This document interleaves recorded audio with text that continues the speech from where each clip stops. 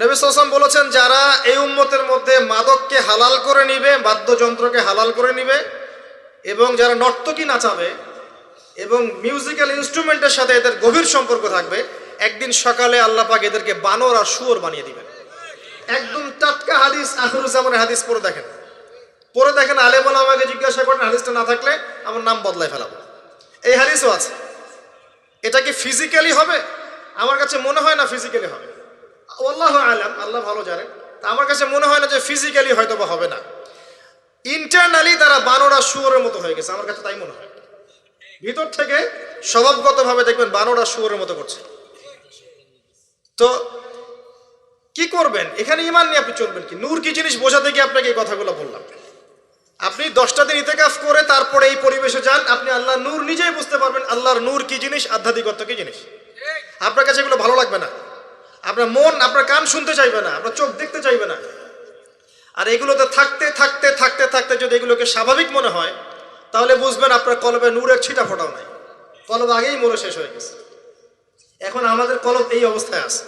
আমাদের চারপাশে এগুলো দেখছি না, গান বাজনা, বাদ্যযন্ত্র, মাদক, বেহায়াপনা, অশ্লীলতা, বেপরদামি, পর্নোগ্রাফি, ব্লু ফিল্ম, সব তো দেখছি নিত্যদিন, প্রতিদিন দেখছি। তো এগুলো দেখে যেহেতু আমাদের মনের মধ্যে কোনো রিয়াকশন আসে না, বুঝতে হবে মন কিন্তু নাই, dead. We are living with a dead heart. আমরা একটা মৃত হৃদয় নিয়ে ঘুরছি আর কিছু না। এখন এই হৃদয়ে ঝাঁকি দিবে কিভাবে? এই অবস্থায় মৌত আসলে কি হবে? মৌতের কষ্ট খুব বেশি হবে। মৃত কলব অবস্থায় যদি মৌত চলে আসে, তাহলে মৃত্যুর যন্ত্রণাটা খুবই কঠিন হবে। কত কঠিন হবে আমি একটা হাদিস দিয়ে বুঝাচ্ছি। আমি এই হাদিসের নাম্বার এখন বলতে পারছি না, কারণ অনেকদিন আগে হাদিসটা পড়েছি, বাট আমি হাদিসটা পড়েছি। এবং যদি কেউ দলিল চান, আমি আপনাকে প্রাইভেটলি দিতে পারবো ইনশাআল্লাহ। কোনো একজন নবী আল্লাহকে বলেছিলেন যে আমি বারজাখের মানুষের সাথে যোগাযোগ করতে চাই। কেমন আছে বারজাখ বোঝেন তো? পরকালে বারজাখের মানুষ কিরকম আযাব, কিরকম শাস্তি ভোগ করছে, আল্লাহ আমি একটু দেখতে চাই। একজন ব্যক্তি, মেবি উনি মুসা আলাইহিস সালামের যুগের বা ঈসা আলাইহিস সালামের যুগের, আমার ঠিক মনে পড়ছে না, এ দুজনে একজন হতে পারেন। আল্লাহ পাক দেখালেন একজনকে যে এই ব্যক্তি খুবই রুগ্ন, ক্লান্ত, মানে দেখে মনে হচ্ছে তিনি খুবই পেরেশানির মধ্যে আছে। তাকে নবী জিজ্ঞাসা করছেন, একজন নবী জিজ্ঞাসা করছেন, তুমি কি অবস্থায় আছো, কেমন আছো? তো সে বলছে যে আমার মৌত হয়েছে আজকে থেকে 1000 বছর আগে। আমার মৌত হয়েছে আজকে থেকে 1000 বছর আগে, এখন পর্যন্ত মৌতের যন্ত্রণা আমার যায় নাই। আমার কথা কি বুঝতে পারলেন ভাই? যার কলব যত মৃত, রূহ কবজ করার সময় তত শাস্তি হবে, তত বেশি কষ্ট হবে। যার কলব যত পবিত্র, রূহটা অত সুন্দর করে আস্তে করে বের হয়ে চলে আসবে ইনশাআল্লাহ। যেমন কলসি থেকে পানি ঢাললে যেমন হয়, এভাবে রূহটা বের হয়ে চলে আসবে। কলব পরিষ্কার না থাকলে এটা হবে না।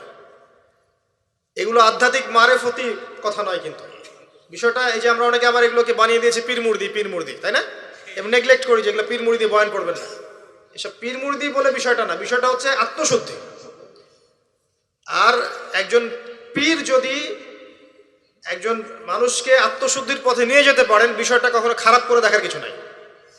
একজন মানুষ যদি আরেকজন মানুষকে আত্মশুদ্ধির পথে নিয়ে যেতে পারেন, এটাকে খারাপ করে দেখার কিছু নাই। হ্যাঁ, এগুলোর নামে আমরা অনেক কিছু তৈরি করেছি যেগুলোর হয়তো অস্তিত্ব নাই। এটার নামে আমরা অনেক কিছু তৈরি করেছি, নিজেরা বানিয়ে নিয়েছি। এগুলো হয়তো আপনি বলতে পারেন যে হ্যাঁ এগুলো সুন্নাহ সম্মত হচ্ছে না ইত্যাদি, কিন্তু আত্মশুদ্ধির এই প্রক্রিয়াটাকে আপনি ডিসকারেজ করতে পারেন না। আর আত্মশুদ্ধি আল্লাহওয়ালা মানুষের কাছে না আসলে হবে না। আত্মশুদ্ধির এই বিষয়গুলো এই কিছু কাজ করা এবং কিছু কাজ বর্জনের সাথে জড়িত আছে। আবারও বলছি, এই বিষয়গুলোতে জড়িত থাকলে আপনি আত্মশুদ্ধি পাবেন না।